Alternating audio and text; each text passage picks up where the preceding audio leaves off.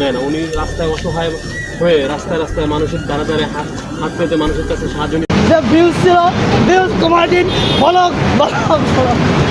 Back. আপনারা সকলেই কেমন আছেন? আশা করি ভালো। আজকে আমরা কিছু টাকা নিয়ে বের হয়েছি। আজকে আমরা কিছু টাকা আমরা আসলে সুবিধা বঞ্চিত যে মানুষগুলো অসহায় দারিদ্র তাদেরকে দেখে দেখে আমাদের সামর্থ্য অনুযায়ী আমরা তাদেরকে দিব। তো আপনারা আমাদের সাথেই থাকুন, তো দেখা যাক আমরা সেই সুবিধা বঞ্চিত অসহায় মানুষদেরকে পাই কিনা সামনে। আমার ছেলে এখন আপনি কার সাথে থাকেন? তো দর্শক, আপনারা দেখতে পাচ্ছেন যে বৃদ্ধা মহিলা অসহায়ভাবে রাস্তায় রাস্তায় ঘুরতেছে।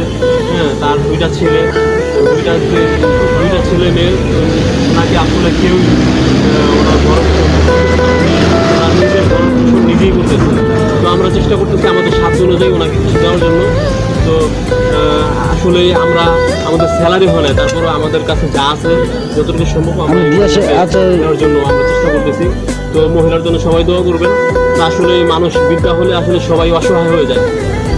কষ্ট করে ছেলে মেয়েদেরকে বড় করে, সন্তানরা যখন বড় হওয়ার পরে যদি বাবা মাকে সেভাবে না দেখে, না দেখার পরে আসলে মানুষ কত নিষ্ঠুর, কত অসহায় হয় মানুষ বয়স হলে।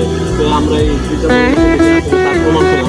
ওনার দুইটা সন্তান, অথচ ওনাকে দেখভাল করে না, খোঁজ খবর নেয় না। উনি রাস্তায় অসহায় হয়ে রাস্তায় রাস্তায় মানুষের দ্বারা দ্বারে হাত পেতে মানুষের কাছে সাহায্য নিতেছে।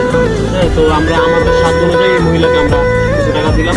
তো বন্ধুরা, খেলার জন্য আপনারা সবাই দোয়া করুন।